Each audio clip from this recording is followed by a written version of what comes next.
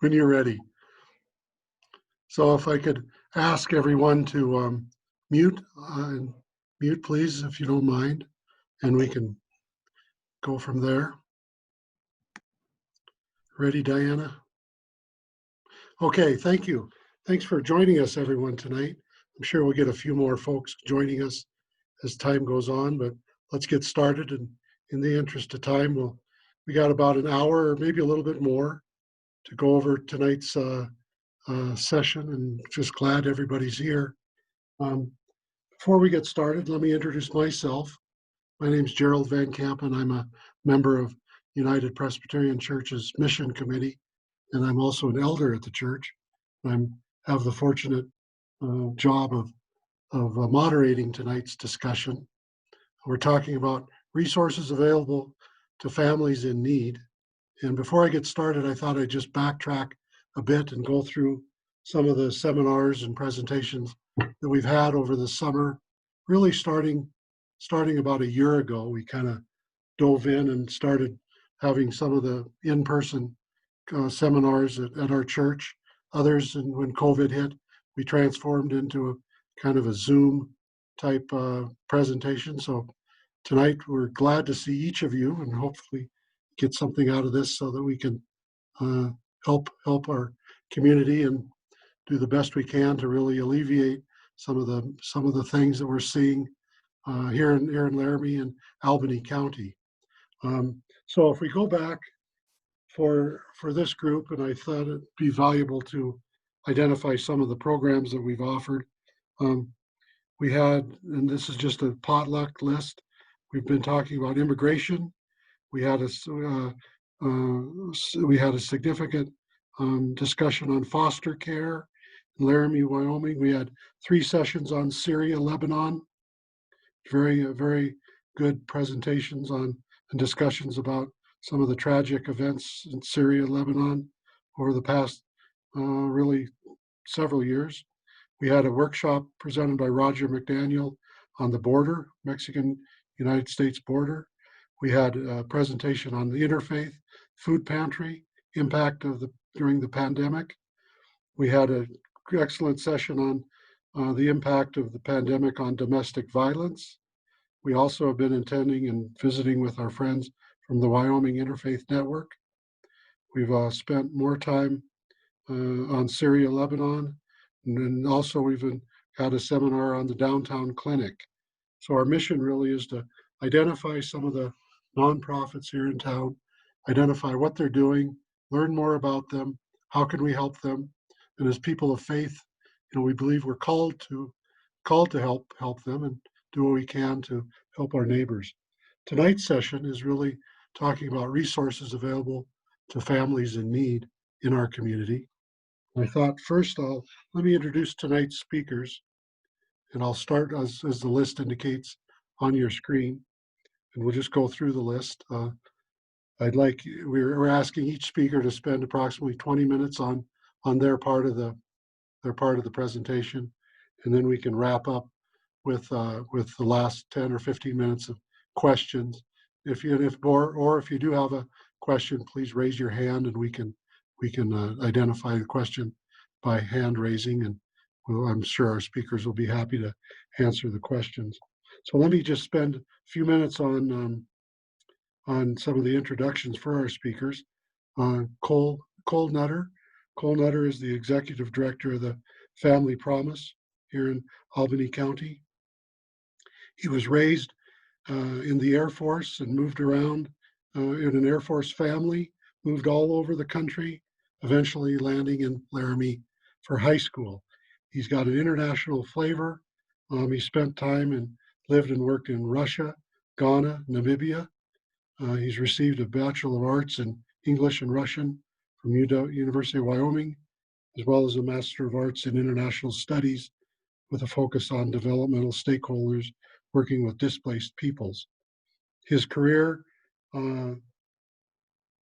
he's been involved in the Peace Corps service in Namibia. He's worked with TRIO, Upward Bound of Albany County, as well as Laramie Interfaiths. He cares deeply about Laramie. He's intimately aware of the gap that exists between the haves and the have-nots, and thus I think is interested in joining Family Promise, and we're really glad to have him tonight to present. Number two, we're very lucky to have Lina Dunning. Lina Dunning has lived in Laramie for 30 years. She grew up in a small town at the coast of Maine. Um, her work with Feeding Laramie Valley began in 2011, first as a part-time and then transitioning to full-time 2013. She serves as the community engagement coordinator for the organization. She collaborates with many local agencies on projects, speaks with classes and many organizations. She coordinates students seeking internships and projects to fulfill class requirements. In addition, and we'd like to hear more about this, she coordinates with the VISTA intermediary program and facilitates recruitment and provides support to people doing national service all around Wyoming and northern Colorado, including here in Laramie. So thank you for joining us, Lina. Our third presenter tonight, Lisa Theis, is that correct, Oops. Lisa? It's Theis. Theis, thank you. Yeah. Thank you very much. Sure. Thank you, Lisa. Apologize. So Lisa is a social worker by trade, and she's the school success liaison for Albany County School District Number 1. She started out as a paraeducator at Laramie Middle School, and she joined Albany County School District Number 1 15 years ago. Over the course of time, she began to notice that our students and families needed support beyond what the school and the school district was able to offer at the time. And so back to school she went, and for the last 7 years she's been in this role. Her home base is at the middle school, but she does support all schools across the district. Over time, she has seen an incredible increase in the number and variety of challenges that students, families face outside the school setting. And she's also seen an incredible amount of change and growth in the outreach supports that our schools extend to families. So thank you, everyone, for joining us. We really appreciate the opportunity to present tonight. With that, I'll turn it over to Cole. And please, Cole, tell us about Family Promise, and very interested to hear more. Thank you. Yeah, thanks. Let me see here. Is screen share? Looks like I am able to share my screen. So I just have this slide thing here. What is it called? A PowerPoint. This is more of a reference for me, honestly. It's kind of a crutch, but I'll just get started. I think some folks here, probably most folks already know what it is that Family Promise does. Some might not. And so what I'll do is I'll set kind of a foundation of who we are and what we do in the community. And then from there, I'll go into kind of more the meat of my presentation, and it'll all tie together. So Family Promise is a nonprofit here in town. We operate out of UPC. We're just upstairs most of the time. We work with families at risk of or experiencing homelessness in Albany County. We operate our shelter program, which is modeled off of the National Family Promise model. And then we also have a prevention program, and we operate a diaper bank down underneath Nikki's office.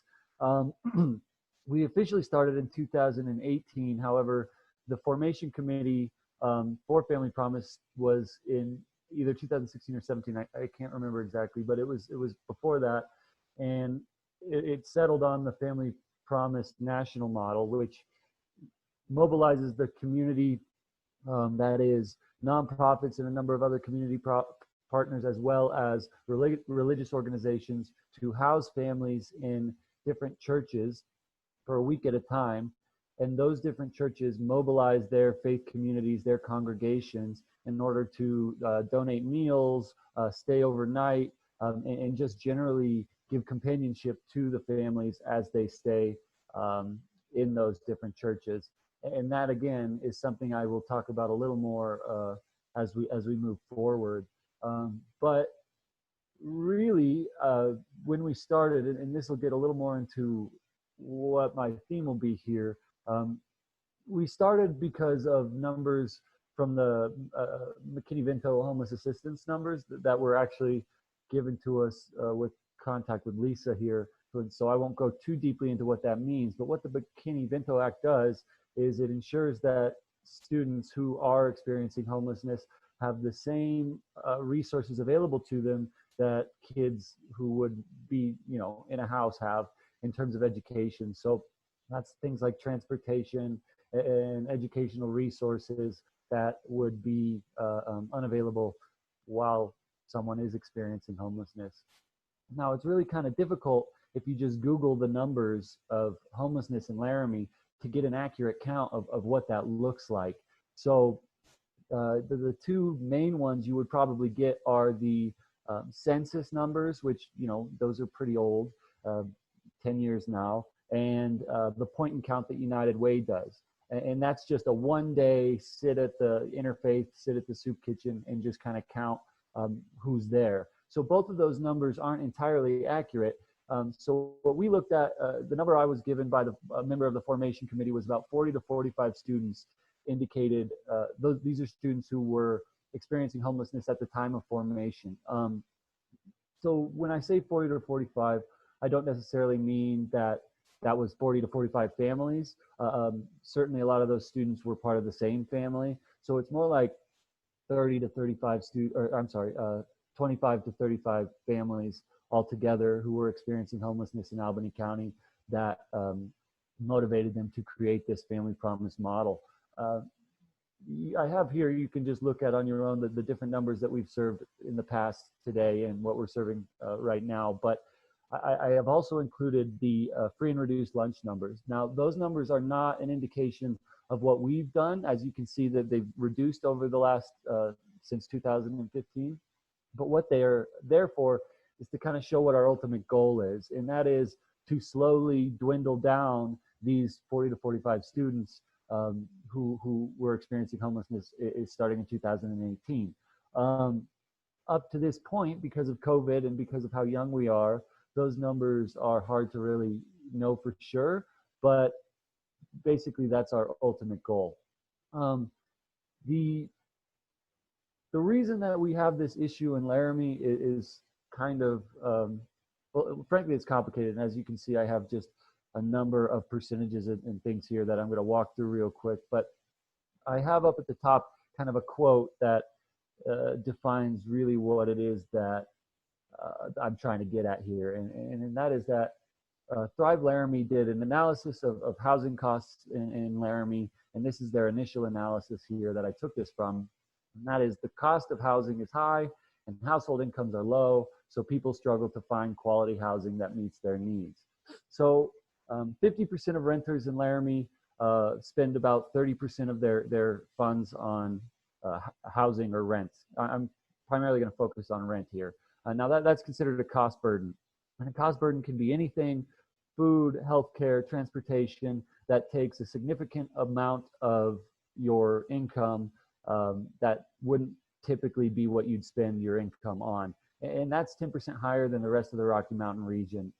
The reason for that is the properties that are owned in Laramie, there's a number of properties that are owned and unoccupied by the owners. And this makes perfect sense. If you want to protect your finances, you want to liquidate them, put them into property, it's completely logical that you would buy a number of properties, then you can rent those out at whatever rental price and make money. And in fact, often it's said that real estate is the #2 income generator in Laramie, next to the university. So property managers have a lot of sway over basically the whole economy. As property is owned and unoccupied, property prices go up, and that protects your property as well as increases your equity. So it makes sense to have it that way. You don't want to lose the value of your property by having students destroy it.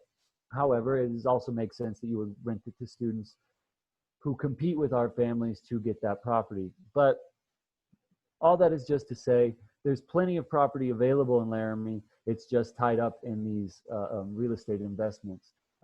So the median price of rental in Laramie is about $9,000. Now that's going to be significant here in the next slide, but it's quite a lot, and you'll see why that specifically affects our clients. Last year, so that's 2019, Salvation Army received about $40,000 worth of rental relief requests, and they were able to support about 40% of those requests. Now, that's not all because folks, because they don't have funding. A lot of that is because there's no funding. The state budget is being cut towards social and health services right now. And so it certainly does have a lot to do with whether or not they're able to fund certain requests. But some of those, of course, are just folks who don't meet the requirements to receive rental relief. Nonetheless, in the same way that there is land available, there is also money available. And it's been reported that there's about $4 billion of retirement funds in Wyoming of people who earned those funds, people who want to be able to give those funds to whoever their family is or whoever. But that's to a small percentage of the town. And so again, there's enough funds to end this problem. There's enough lands to end this problem. It's just the problem of accessing those funds in that land. So who are the people who need support? I have here just an indication of where we are in terms of folks who can receive resources from the federal government. Right now, because of COVID, among other things, the federal poverty level is at 200%. So what that means is you're considered low income if you make equal to or less than $34,480. That's specific to this town.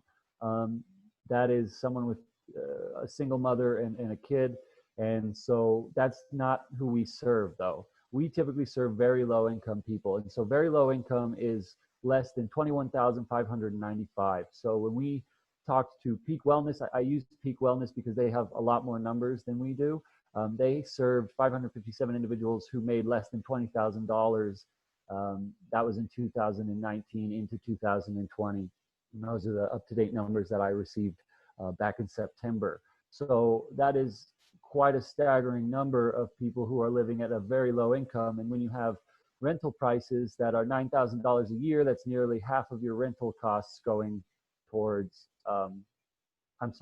that's nearly half of your income going towards rental costs. And so when you have students who you're competing with, if you're a very low income mother, it can be very difficult to compete with someone who's not going to stay around, can't afford to stay around. And so you have these recycled entry-level jobs that you don't have to give, what's the term?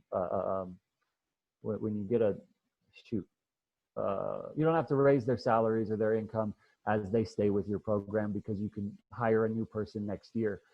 The other really important thing to consider is that from my numbers, what we get in Laramie, we have about 20% of the town does not identify as white or Caucasian, and we serve only 45% of the people that we do serve are white or Caucasian. So that's a huge, huge, huge disproportionate gap towards people of color. 55% of our clients are people of color, when there's only 20% of people of color who even occupy the town. So it's very clear that there is a disproportionate effect of adversity on those groups. So what are the shelter options that we have right now based on that economy, based on those housing prices? How does that affect our specific clients? So when you come into Laramie, if you don't have housing, you have almost no options. You can go to Safe Project if you won't fit their specific criteria, and that is, of course, women who are experiencing abuse. Now, that's a good option for some people, but just last month, we served a single dad with 5 kids, and he, of course, can't use Safe Project. You have Interfaith and Salvation Army who work in tandem. They give about 3 days of immediate relief. That oftentimes goes to transient folks who are just coming through town, which isn't necessarily something we want to encourage, because then those funds that could go towards Albany County residents are going towards people coming up from Denver, coming up from Loveland and Fort Collins. And so they typically send a lot of their families our way. But of course, we have limited space with our church model. We could only serve 2 families while that was still in operation, while the rotational model was still in operation. And so what ends up happening is people can get the tried and true bus ticket to another town, and then the bus ticket to another town, and then a bus ticket to another town. Or we can send them over to Cheyenne to Comia House, which is really the big Southeast Wyoming shelter option. So when folks do find shelter and they're in that gap between having independent housing and experiencing homelessness, there's some options. You can go to Cheyenne Housing Authority. River Run has cheap housing, or rather affordable housing, and then Rainbow Vista is another one. But these are all things that have long waiting lists. A couple of them, students also are able to compete for those positions, and it of course gets much worse in the winter when, again, we have folks coming up from Colorado looking as shelters fill up down there. So the other options you might have is you can apply for funds through Comia, which has gotten a lot of funds through HUD. That's a long process. Not a lot of people have the skills or resources to even know about that process. There's also COVID funds and emergency funds that United Way offers, as well as a number of other institutions and organizations. So those are filtered through a lot of nonprofits like Family Promise, but it's really difficult, again, for everybody to know about that. Then there's the long waiting list. Then there is the process of going through intake, getting your background check, and making sure that you fit the requirements of someone who's going to be able to have sustainable housing. So it's quite a process for anybody who is experiencing homelessness to get out of homelessness. But there are some viable options if you have someone who can work with you. During COVID, we've had to move families out of churches. We no longer do that rotational model that I was initially talking about. So we have moved folks from week-to-week church visits into basically Travel Lodge. We also use Motel 8 when Travel Lodge fills up, as was the case when the fire started bringing in displaced peoples as well as firefighters. But that's not really an ideal option, only because of the cost for us goes up. But what is really actually fantastic about it, and what is kind of where we're going down the line, is it acts for us as a static site. That is somewhere where we can keep families and we don't have to consistently move them, increasing the trauma that they experience during homelessness. And then there was the moratorium that you all might have heard about, but that unfortunately only covers people who haven't tried to pay any rent during the COVID crisis. So really it limits a lot. So folks don't know that if they pay any of their back rent early, that immediately disqualifies them and they can be evicted. So a lot of people ended up getting evicted anyway, even though there was a moratorium on evictions. So what's our plan? I mentioned static site. That was our plan before COVID. It's still our plan now. We are moving towards having a static site model. That's really important for us, but what's equally important is that we maintain those communications with the churches, with the community, so that they have a chance to offer that companionship, offer those meals, and offer that time with the families in order to help them grow towards their own independent housing goals. We've worked diligently on this. We have a number of community investments. We received a nice endowment towards this end. We've been working with the city really closely, looking to find somewhere where we can zone properly so that we can have this specific site. They want to work with us because they're trying to develop certain areas of town for reasons like this. We've worked with banks in order to get pre-approved loans. And then we've worked with the university as well as WCC to get labor, as well as someone who can design that property if we buy just land, or if we buy an actual property. So that's where we are today. Right now, we have our families in that static site in the hotels, but really we want to maintain that static site model. And so we're looking for land. We're really looking for land. That's what we're trying to invest in. That's what we're asking for donations for, at least the big donations, as well as the COVID stuff. But also information on land. Also, anybody who knows like labor resources or engineering resources or what's the thing where you dig a hole and septic tank resources, anything like that. That's our future. That's what we have to do in order to maintain the model. And frankly, if we can do that, we'll be able to really reduce those numbers. We'll be able to increase our intake and maintain that maintain that living experience so that people have less of a transient experience while they're going through homelessness. And that is my presentation. I'm not sure if we're doing questions now. Yeah, Cole. Well, thank you. Yeah. It's very interesting. I think we can take a few questions, and certainly we want to have some time for discussion towards the end. Sure. At the end of the last 10 or 15 minutes, but I see we had a comment from Dakota, and the SAFE project also supports men, but they are still limited to victimization. Yeah, that's I guess I might have actually known that, but that's a good point to make. Thank you. Thanks, Dakota. I see Nancy has raising her hand. I have a question. I have my hand up. Yeah. Yes. It's wonderful to be aiming toward having that permanent facility. Will you then decide to keep families longer? Do you have some plan along that line? In terms of how long families stay with us? Yes. Is there Yeah. some limit So to that? our average turnover rate for a family to go from homelessness into sustainable housing is about 30 days.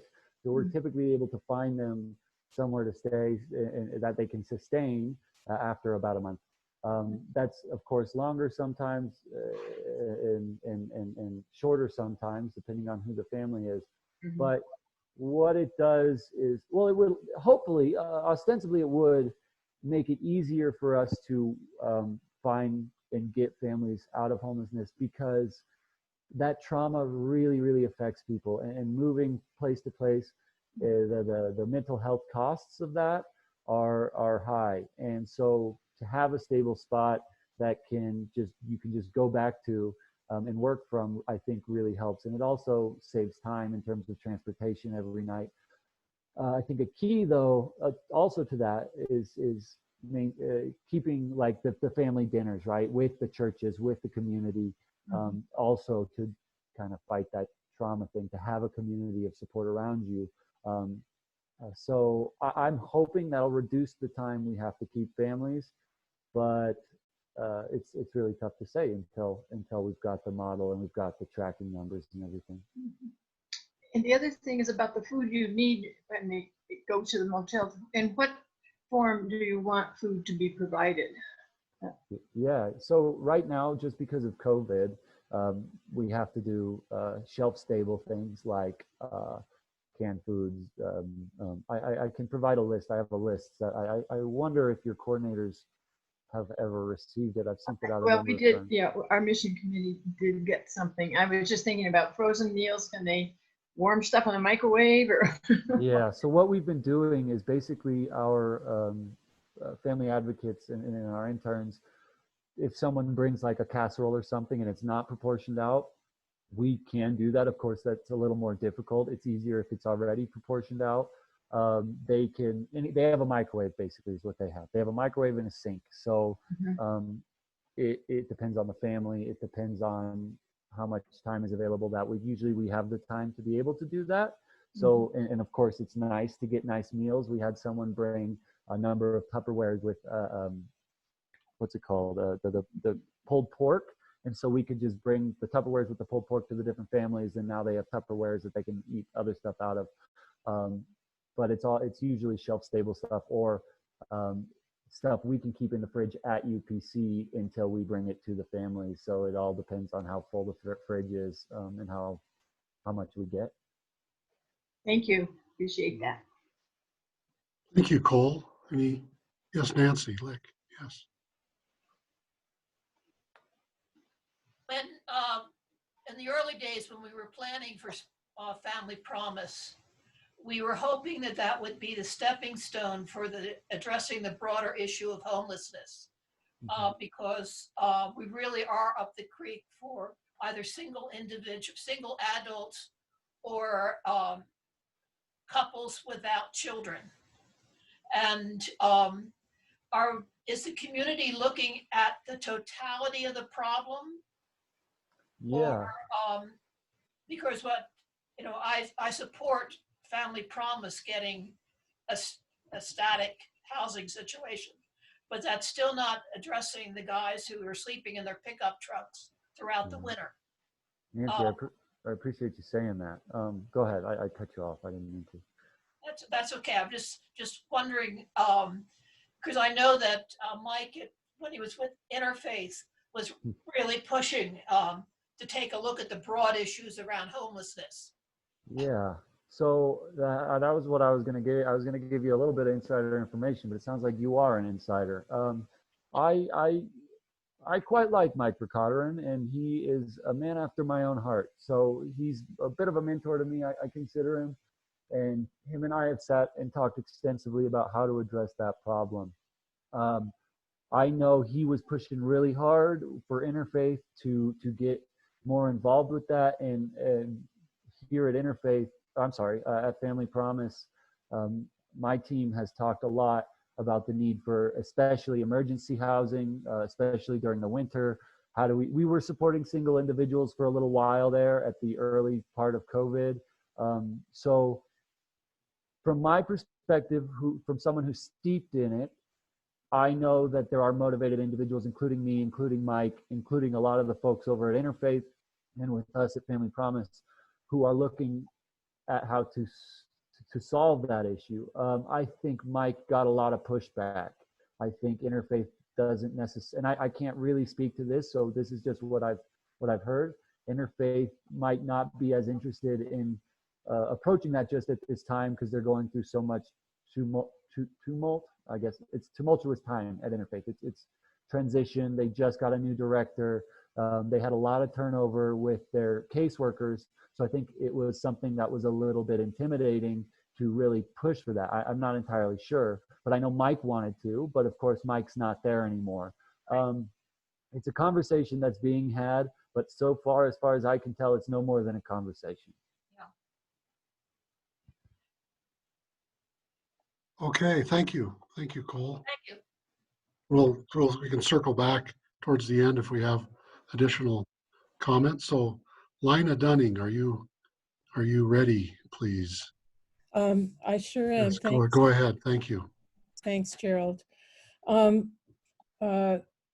Laramie Valley is a community-led or nonprofit organization that whose broad mission is to work towards an equitable, just, and sustainable food system in Albany County.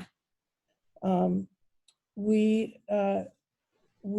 signature programs are probably our shares program that people know about, and also our beautiful gardens in several areas around town, but we also do much more. We do emergency food, but we provide fresh, local as possible, healthy fruits and vegetables and produce to people.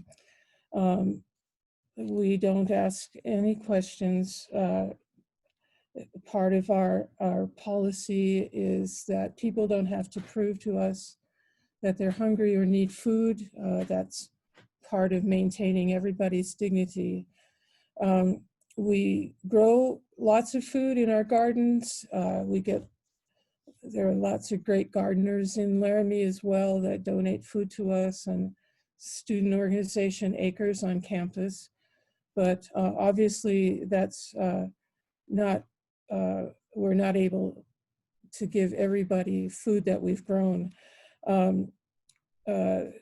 Because things have grown so quickly, and we've had a couple of difficult growing years last year and this year, we've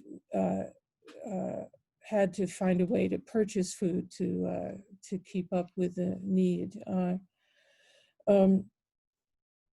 want to just say, we talk about food insecurity a lot, and food insecurity is kind of the state of being without a reliable source of a sufficient quantity of affordable food, nutritious food, and culturally appropriate food. So we don't see a lot of people who are starving. We see people who have the potential of being hungry, but get filled up with food that is often a lot of empty calories, but they're high in fat, carbohydrates. So it's an inexpensive way to make people feel not hungry, but also not have a very healthy lifestyle at all. And so we have tried to counteract that, both in our education and in our examples of how we grow food, but what we provide to people. And people are just so anxious to get healthy food and know what it is, and teach their children the names of vegetables and how to prepare them, how to cook them. We learn from people the recipes that they learned growing up as children or passed down from grandparents or neighbors to them. And so part of our program, not being only an emergency food source, but it is also a way to get people, teaching them how to garden, providing gardens, mentoring, building community gardens in the community. That's sort of lots of folks trying to encourage the community to look towards the future in terms of having some community control over the community's food. When we first had the crisis, Interfaith was running out of food. It was really dire in the beginning, and communities and other groups that had stockpiles of food were able to bail us out in that time of need. And Albany County, Laramie, hasn't really been open to that notion. But I think maybe the lessons of COVID, which we're know that will continue on for some time, we're afraid, might see that, plus the kinds of climate change we're experiencing with the roads being closed. We know a natural disaster, an environmental disaster, could easily close the roads for 6 days or more, and that's about when the stores start running out of food and have limited ways of getting food to the community. So our part as being activists, we look at educating about that. We're always expanding, trying to expand the amount of food, set up experimental plots, looking at Laramie historically and the kinds of things that were grown here. We had huge market gardens at one time, growing potatoes and cabbage and lettuce, and being right on the railroad, had quite a successful time sending those kinds of food on east, and did that for a lot of years until the railroad made it all the way to California. And then because of their growing season, they were able to beat us to the eastern markets. But so Laramie really has a grand history, and we're trying to kind of recapture that and reteach people about it. Just in terms of the healthy food and our emergency food and shares, since COVID, since March, we have quadrupled in the amount of food that we distribute. So right now we have about 400 people we're distributing bags of fresh fruits and vegetables. And of course, we had nothing budgeted to do that or to account or plan on anything near that kind of increase in need. So we also very quickly adapted our other programs, our Kids Out to Lunch program that this was our 5th year of doing that, and it's a 10-week summer program where we do fresh homemade lunches for kids and accompanying adults.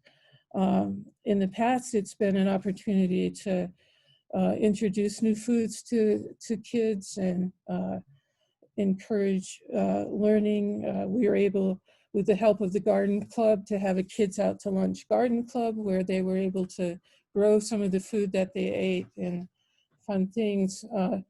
And as we've all had to adapt to this pandemic, we've had to go to the kind of carry-out system where things are all packaged, but we're still able to do the homemade food and provide 2 meals. On Friday, it's called Kids Home for Dinner. So Friday afternoon and early evening, people can pick up 2 meals, reheatable meals to take home for the weekend. So we are very lucky that in the summer, the USDA extended its reimbursements for these food programs. It's called the Summer Food Service Program that the school systems rely on all over the state. And we are also eligible for reimbursement through USDA as well.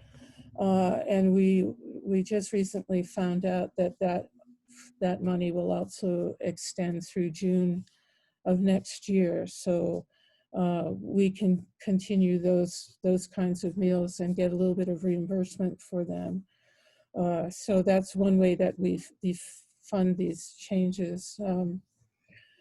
We have had to hustle, honestly, in every way possible.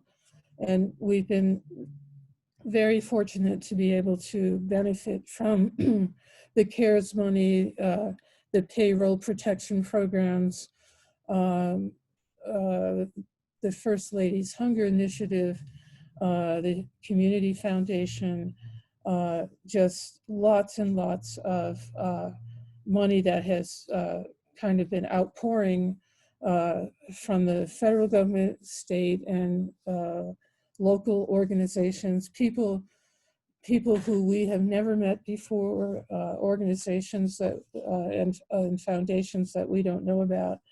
We have just been so lucky to have that kind of community support, and that's what has kept us going and be able to adapt our programs like we have. So if you are one of those people or organizations, I can't tell you how much we have appreciated that kind of support. Of course, the other issues that we have around this, and we're not the only ones, is that we also have to keep our staff well and the people who we serve well. And so we've had to adapt how we provide our services as well. So we're not able to let people into our building as much as we did, allow groups to use it. But we kind of meet people at the door and at least have a little bit of a chance for conversation and social interaction that people are just starving for. And we are too, because that's kind of part of what we feel we're we're good at is meeting people and getting to know them and sharing things, sharing our food with them, and in turn having them share with us. They volunteer for us. They give us recipes. They serve on advisory boards. So we try to keep that relationship that we have intact as much as we can. It's also meant that some of our staff that is not doing the direct service is working remotely. Excuse me, and that's a huge adjustment. We have about 6 full-time salaried staff, and then through the winter we have 5 national service staff each year, AmeriCorps Vista and AmeriCorps State National. And so these often young people, but not always, set aside a week, a year of service, national service, to live at the poverty level to help build the capacity and sustainability of a nonprofit organization that is dedicated to alleviating poverty. So they're living at the same level as the people that we serve. And so to keep them, but they're also come with enthusiasm and an expectation to maybe change the world or change some part of it. And so to feed that enthusiasm, to provide an experience for all of them that is still beneficial and helps them grow, helps them learn new things, how nonprofits are organized and administered. We have to try to keep up and serve their interests as well. So there has been, so we've had many, many challenges. And now with the surge in the community, I mean, it's this amazing surge. We haven't had anybody be exposed or get sick at work, but because our folks don't make very much money, they all have roommates, and this has been the issue of now their exposure levels are up. So we have more testing and more quarantining and things. So I share that not to complain, but to have you know that there are just right now is such a challenging time to be able to continue service as we must. That's what people are. That's what their money and volunteer hours go towards, and we promise to do that. So we need, and plus things are so much more dire. This pandemic has, and as we find out the fallout, of course, from people losing their homes and livestock and that sort of thing, it has just more and more pointed out to us the great divide between, and this is a cliche, but I'll use it, between the haves and the have-nots. It is people who were in just bad shape before. It's even worse. There's much more competition for emergency food, emergency housing, and we have more and more people who were right on the edge, who were marginal. They were making it through putting together 2, 3, and 4 jobs, day job, night job, and in between. Many of those jobs are maybe 4 or 5 hours a piece. So people, again, have to work at many places. We have been able to, work with some of the motels because those in particular are jobs that are not full-time. And so people will work at a motel for 4 or 5 hours and then go on to different jobs. that often means that they're not able to get to the soup kitchen, get to us, get to interfaith during their working hours. And so they often don't benefit from those services. So we've been able to work with some hotels to just deliver our bags of food to the motel. And so the people coming in on their shifts can pick up their food there. And that has just given them that opportunity so they don't have to try to race over to our building and pick up their food between the certain hours that we do that, and those things. So that's how we're hoping to reach a more diverse group of people, and also make businesses more aware of what we do as well, so they can pass that information on to their workers.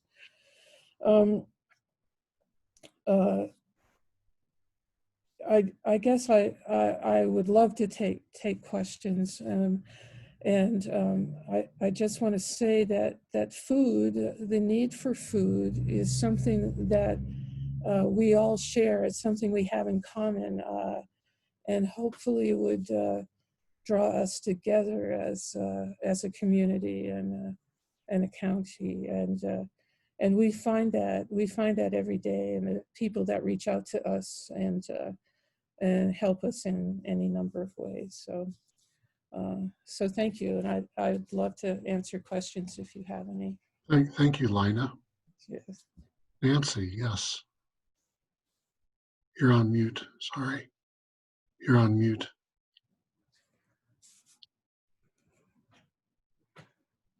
There you go.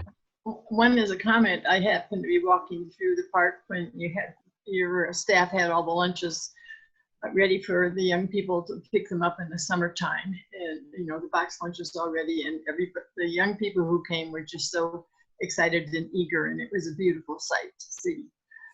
The other thing, I'd like to know what your mailing address is, for anyone who wants to make a contribution. Well, thank you. Nancy's not on the payroll, but it's Post Office Box 536. 536. Okay, and then that's 82073. Okay, Yeah, thanks. right. Thank you. Thanks for bringing that up. 506. Okay. Anyway, I was so impressed. And I was going to ask one other thing. When you say you have two meals, if I saw a dad and his daughter coming to pick up a meal, you would have 2 meals for each person in the family, right? Absolutely. Okay. So if somebody would be interested in volunteering or working at the facility, how would they get a hold of you, Lina, or somebody else, or how would that go?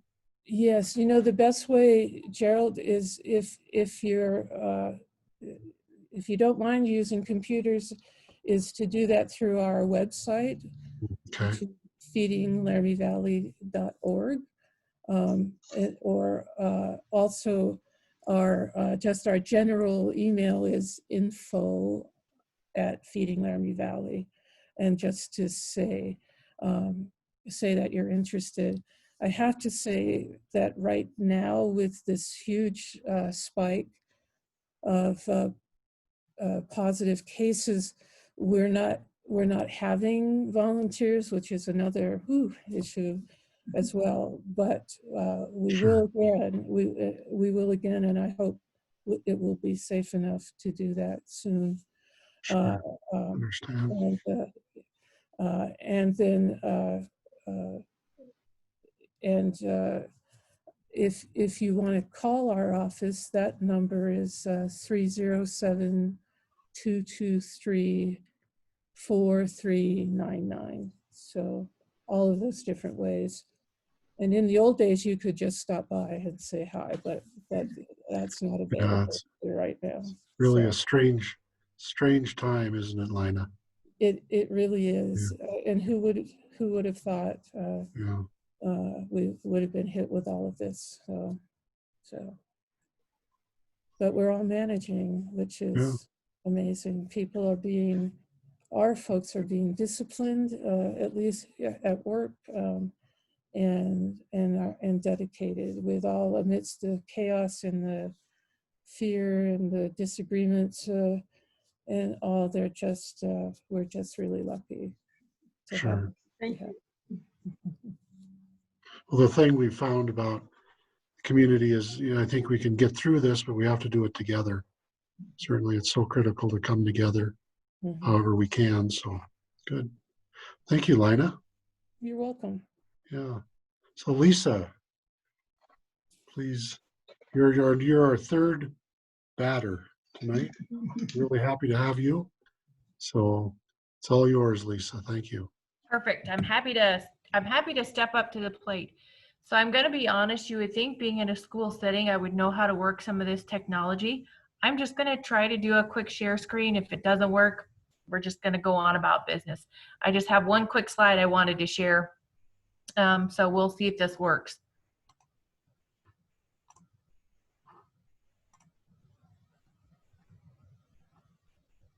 All right.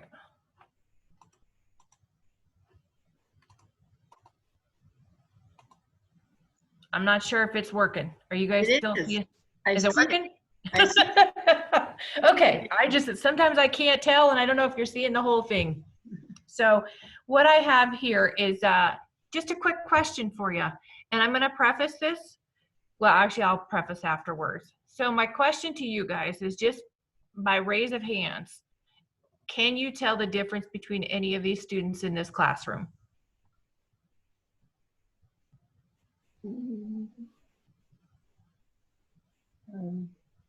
Well, some are standing, some are sitting. Well, I'm trying to think what you're looking for. I know. It's kind of a loaded question. It's kind of a trick there. So I'm going to swap back to me now, and I'm going to stop sharing this just so I can join you guys back. So there we go. So that was kind of a trick question. And my preface, first of all, was this is one that I just pulled off. I use this presentation multiple times. There's more to it, but this is a slide that I actually just pulled off of the internet. So there's no confidentiality broken. These are not any of our students in the district. And so the fact that you can't raise your hands is exactly, let me backtrack this. So you see students learning. So they're learning, they're standing, they're sitting, they're engaged, they're working independently, they're working with other students.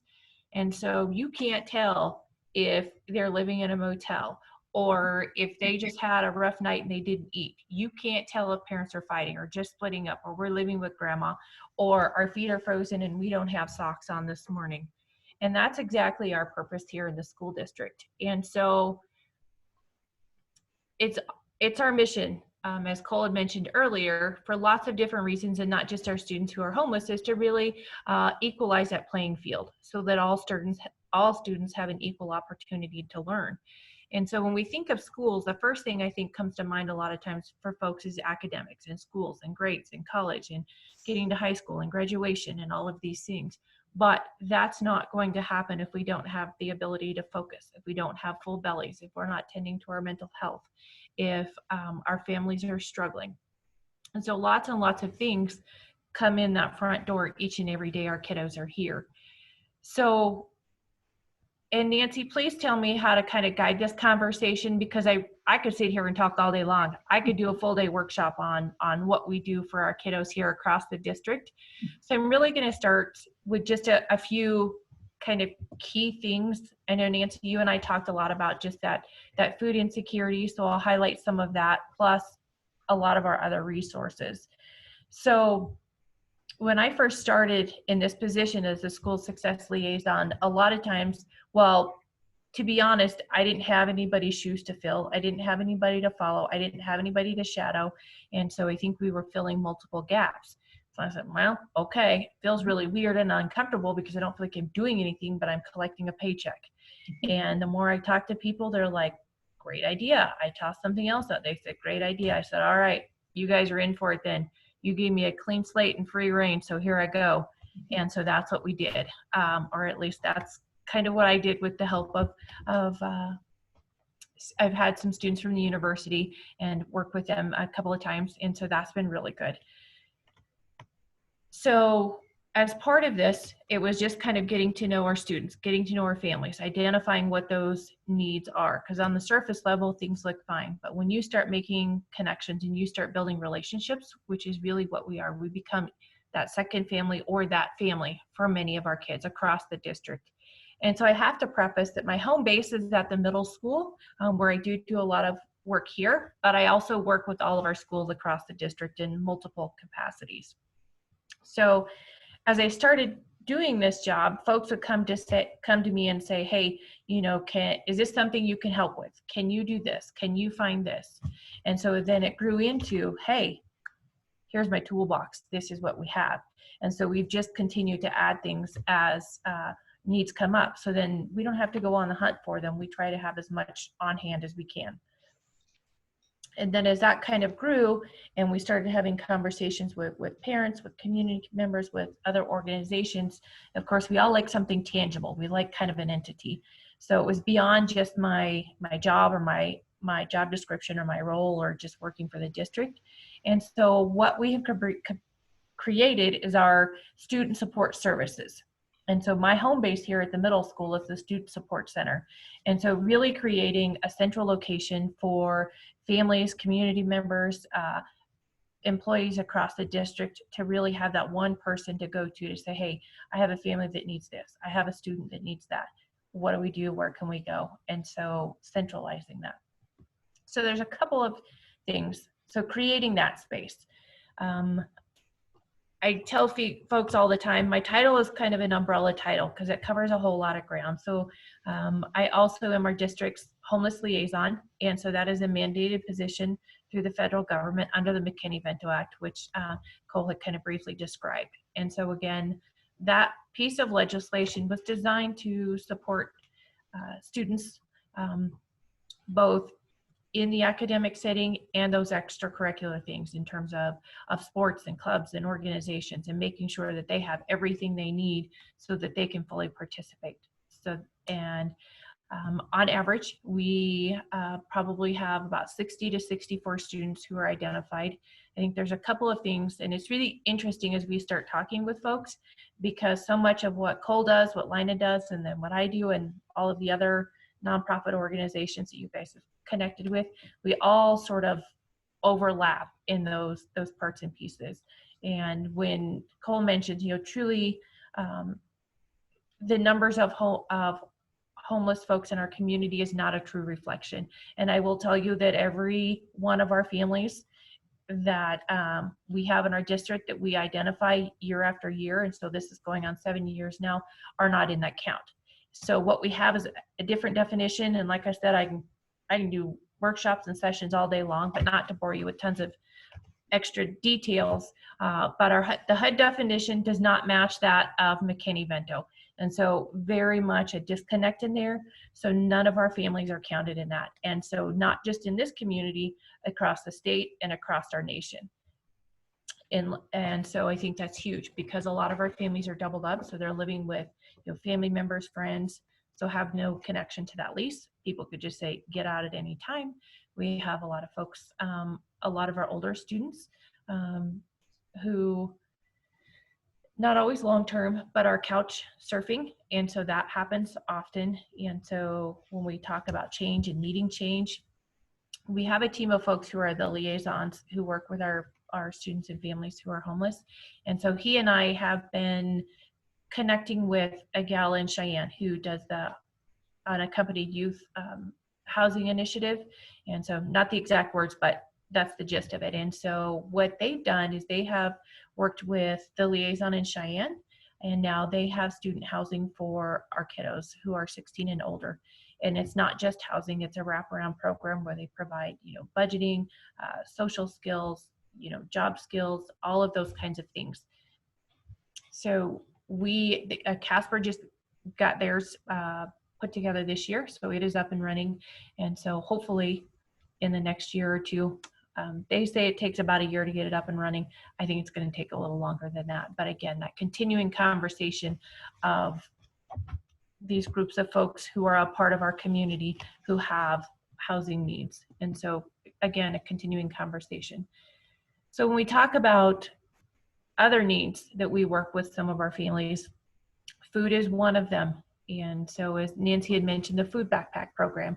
And so that had been funded through donations, and those donations have since been used up. We have spent all of that money for backpacks.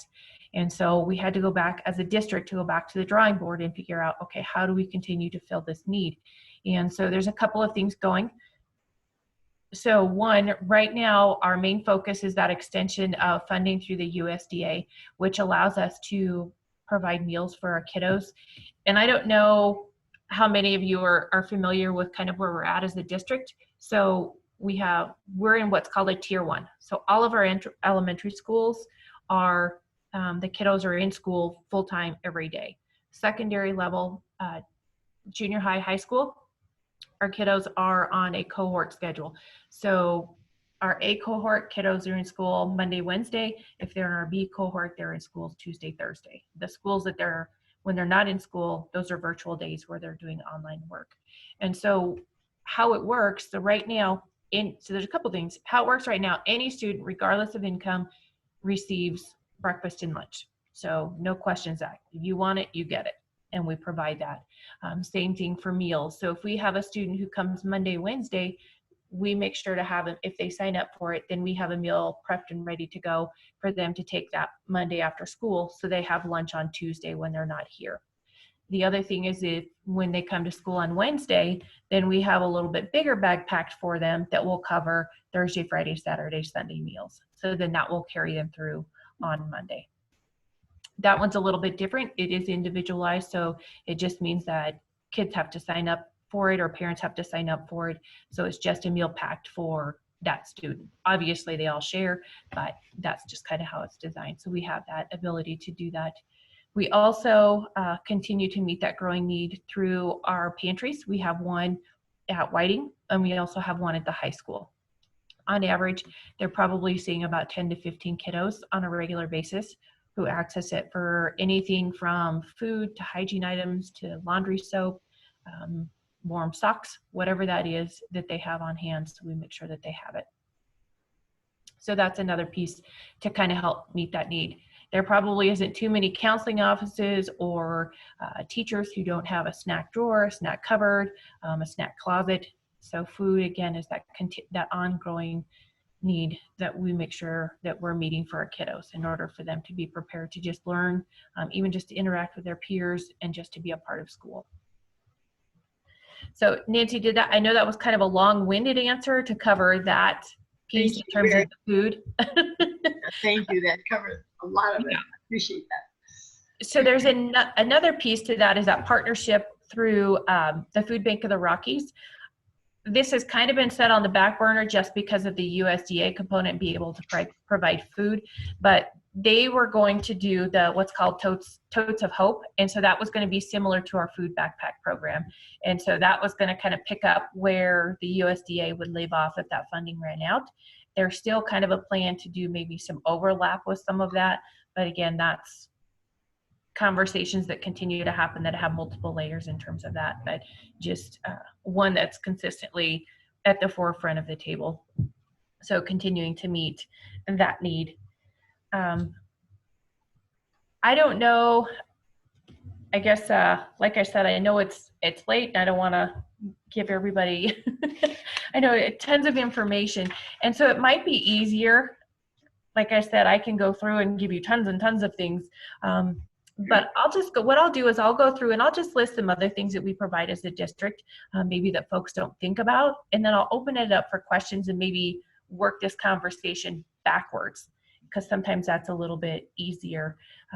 So if I were to run a list, so some of the things we try to make sure our kiddos have, obviously, are our school supplies, but we also provide food.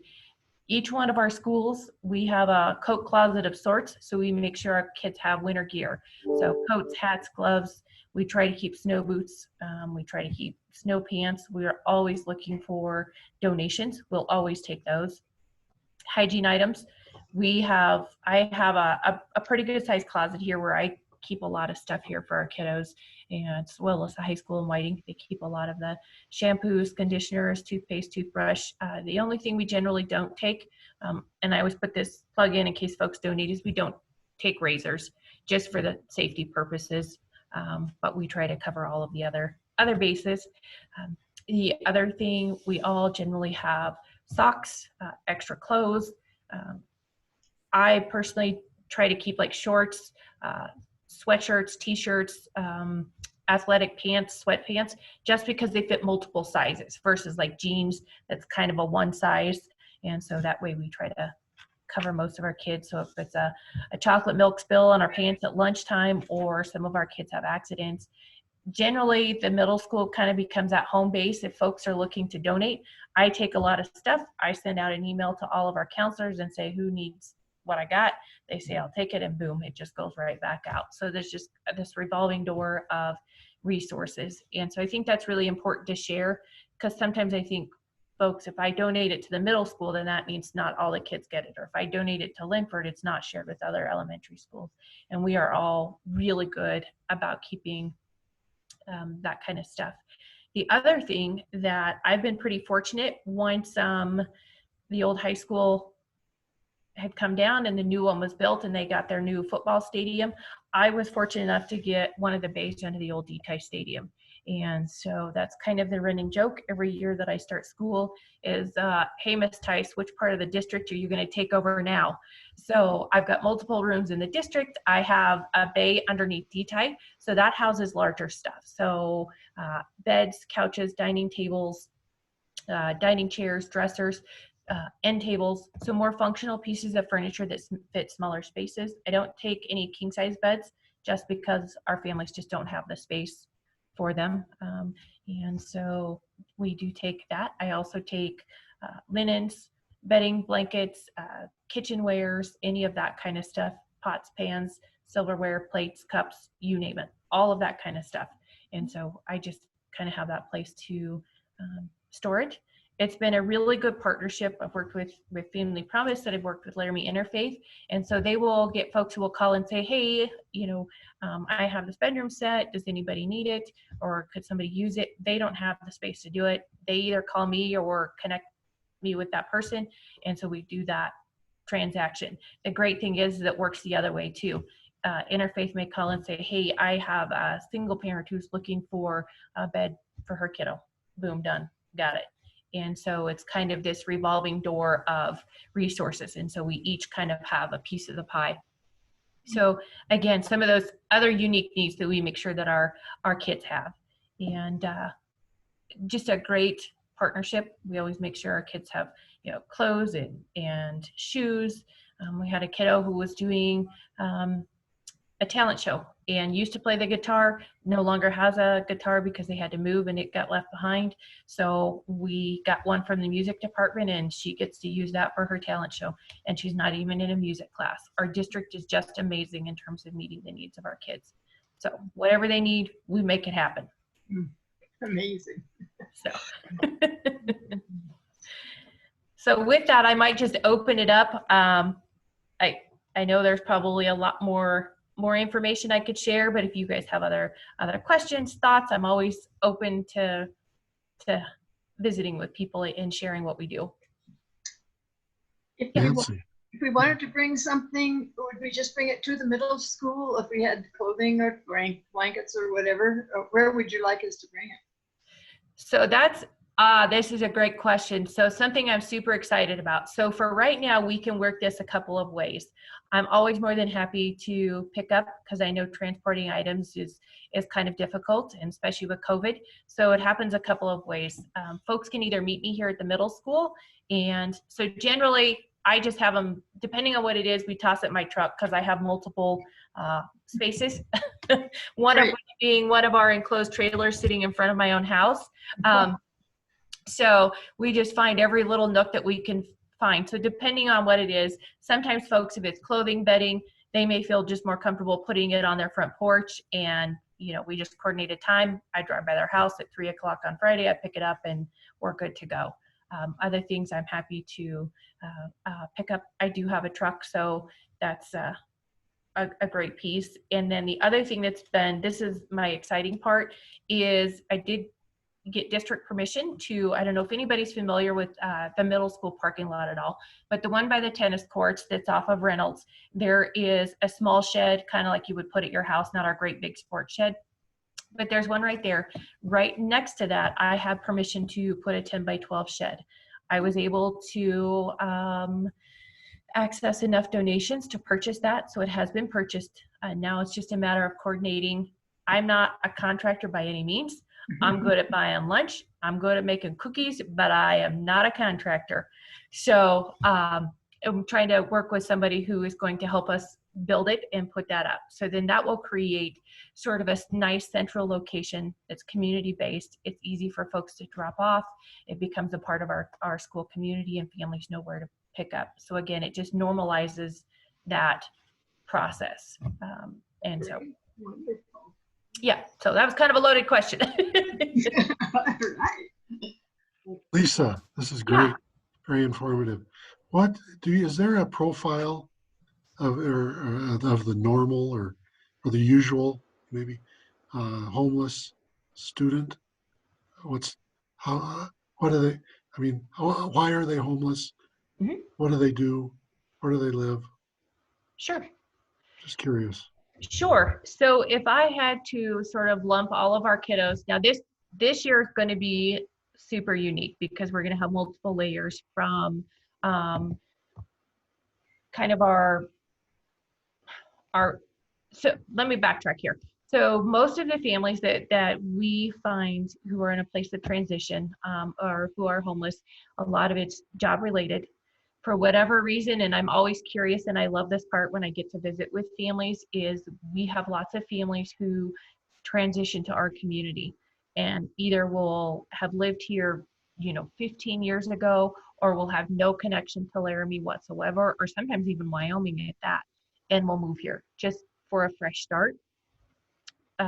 Some of our families are an extension of Safe House and in transitioning out of there. We do have some who are a part of the Family Promise program.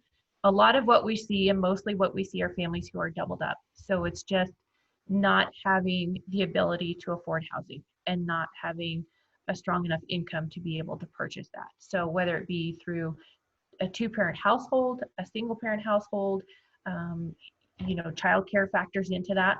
So that also takes out a huge chunk. So then you only have one person working in the household. And so that factors into, I think that the things that affect our high school students the most is just struggles at home and either wanting to do something different, or parents have said, you know what, you gotta go. And so those are our couch surfers. So those are our two biggest categories. And then in reference to this year, our numbers are higher. They're gonna look a little bit different, but we have a couple of factors in here that extend from that. One being COVID. And so definitely not a normal year in terms of family losing income. And then two, our recent fire. And so because many of our families were displaced, that's considered a natural disaster and not being able to be in their home. So they fall under the McKinney-Vento umbrella.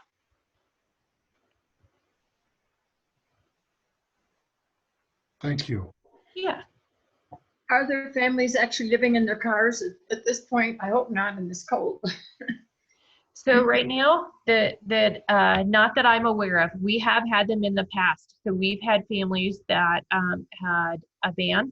And so at one point we did have, this was a couple years ago, we had a family of 4 and they were living in their van. And so they would transition from different points in our community just so that, somebody didn't call the cops or somebody didn't keep wondering why they were in the neighborhood, and just to kind of keep things on the down low. We have had families who have lived up at Vidavoo, especially when it's nicer to start a school, and then when we go into spring as the snow melts, but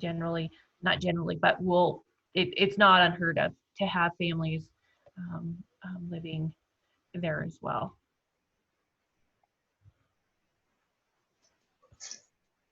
Nancy Lick, you were talking about a gentleman that was living in his truck a few years ago. Can you tell us a little bit about that? No, it's just when you work at the downtown clinic, so many of our people are on the verge of eviction with no options, or already living in their trucks, and the clinic would give them enough money to keep gas in the truck so they could occasionally heat up so they wouldn't freeze to death. And these are people with medical problems, ongoing chronic medical problems. The only good side of that, Gerald, is that once they are officially homeless, completely homeless with no options, they've run out the 3 days at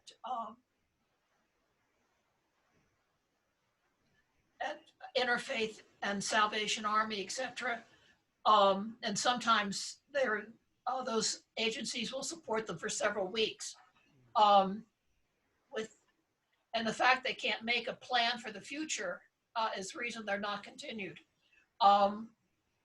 And they can't get to Cheyenne for that shelter because they have no transportation other than a broken down truck, and all their medical care and free medications, everything are coming out of the clinic.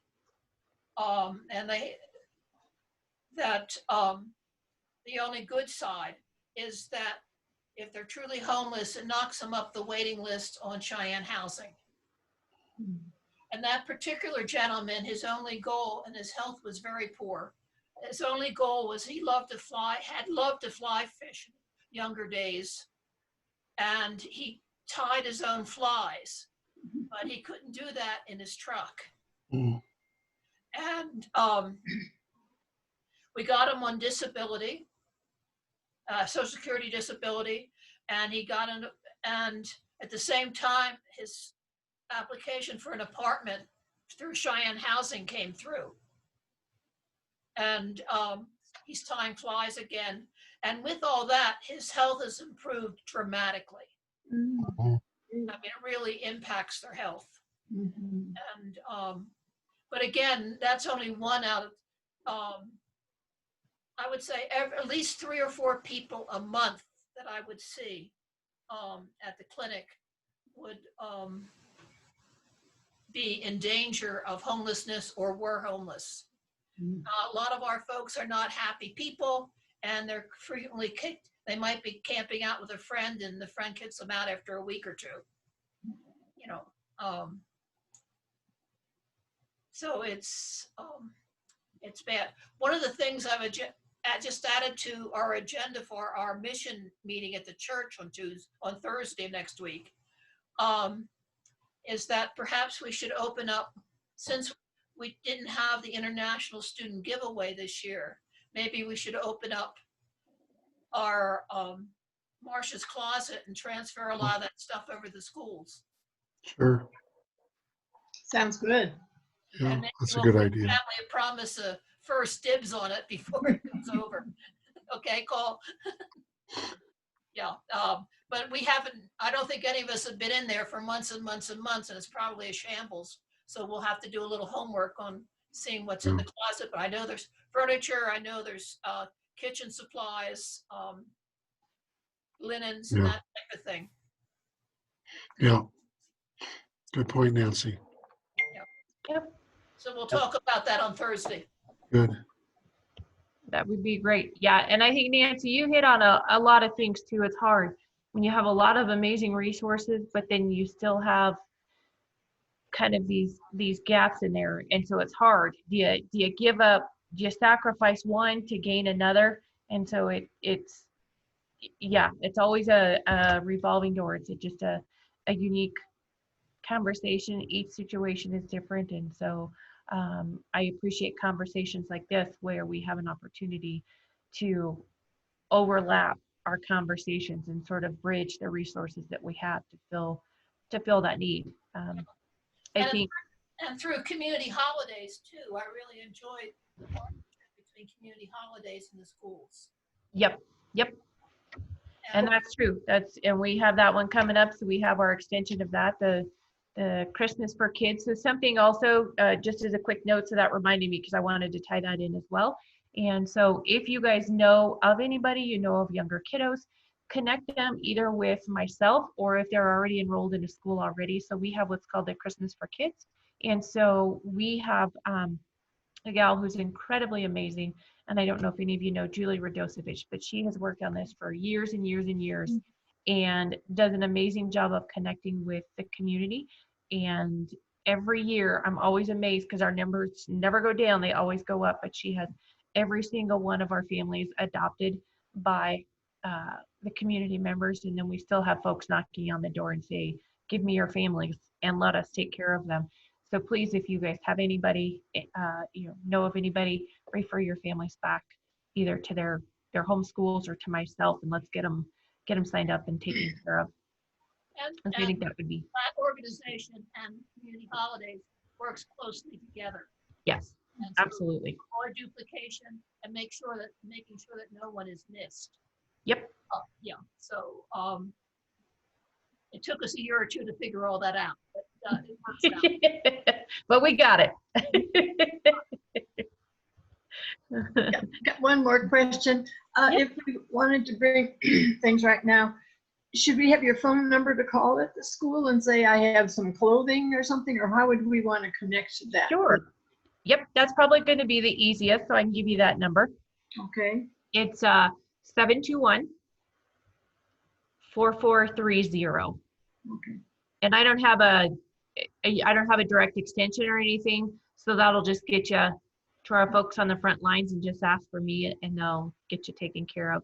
I do, just on a side note, I do float in and out of my room quite a bit, but I always make sure to call folks back. So I'm just gonna say, please give me just a day or two, but I always try to get back with you. And I just need a clarification from Nancy Lick and you. I took those applications to several places, Family Promise and LCCC. And how do we work so there's not an overlap? You guys work that all out? It's all worked out. Okay. On the application itself, we tell the schools cannot give out names, but Family Promise on our application, not Family Promise, Community Holidays on the application says we will be sharing this information, and Community Holidays sends the names to the schools.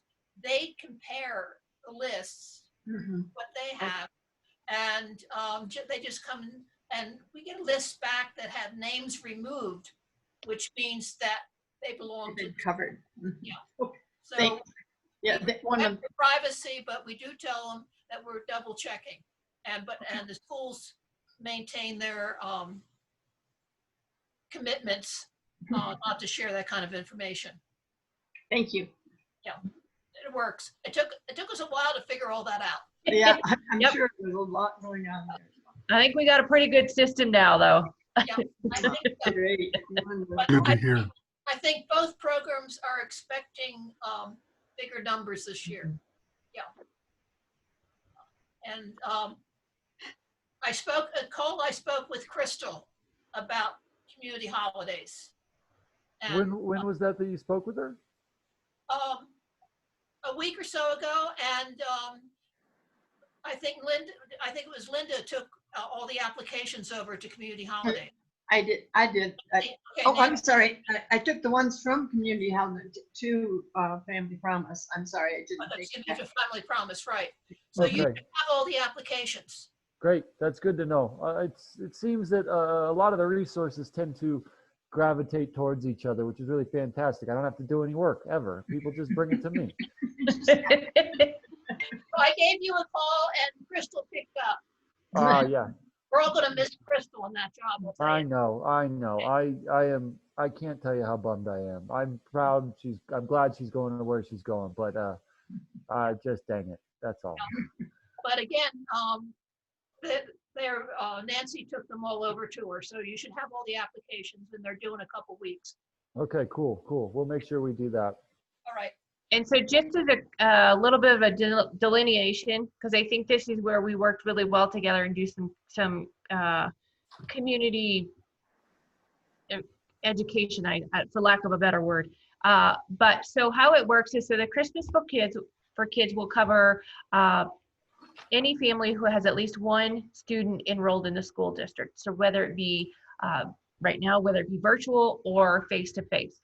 And so then community holidays, and sometimes we do have some overlap when we kind of share families, but in general, if you have at least one kiddo enrolled in the school district, they go through us. Ours is purely online now. It's on a Google Doc, super easy to fill out. I think it's a lot easier for parents too, because they don't have to handwrite everything out. And then community holidays will cover, everybody else. I think at this point, one of the families that Family Promise is housing has kids in the school system, and the other ones, the kids are much younger. Yeah. I wonder if the one family with folks in the school district, it's such a high number of students, they might benefit from having 2 sponsors rather than just one. Mm-hmm. So Cole, we work to really kind of split that up. I'm also working with the Salvation Army to do kind of a COVID version of an angel tree.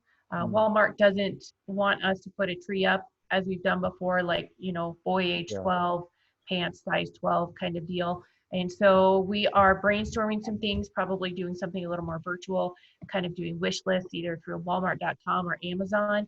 And so they actually, I think, would be a great candidate for that, because there's also a group of students at the university who are willing to sort of help organize it and package and put all of that stuff together. So cool. We break up the families. It's people can take one person or 15 if they want. Yeah. Whatever. And there was something else I was going to add. Forget it. Senior moment. Let's wrap up anyway. Is that okay? Yeah, if there's no other comments, we went a little longer than I expected, which is great. So thank you. I've seen a couple. Remember, the one thing I was going to say was that because community holidays occurs a bit after some of these other programs, whatever the other programs have left over comes to Family Promise, and we use that to augment what we're doing. So there's a lot of communication between all sorts of these folks. And we all were hurt when Toys for Tots isn't going to be happening this year. Yeah. All right. Yeah. Okay. It's certainly been wonderful hearing you great speakers. Absolutely. I've taken all kinds of notes. You've been wonderful speakers. And thank you. Thanks for having us. So yes, thank you, Cole. Thank you, Lina. Thank you, Lisa. This program has been recorded, so it'll be on our website forever, probably. But free advertising for us then, right? Yes, that's right. That's right, Lisa. So let's keep in touch. Keep in touch and enjoy the rest of your evening. And thank you very much for attending and presenting. Thanks, everybody. Thank you. Have a good night, all. Thanks, guys. Bye, everybody. Stay And safe. I sent the web pages to everyone in the chat session. And thank you, Diana, for making all come together so we could do this. You made the technical part. Thanks a lot. Have a good night. Good night. Bye. Night, everybody. Nice meeting you. You too. Bye-bye.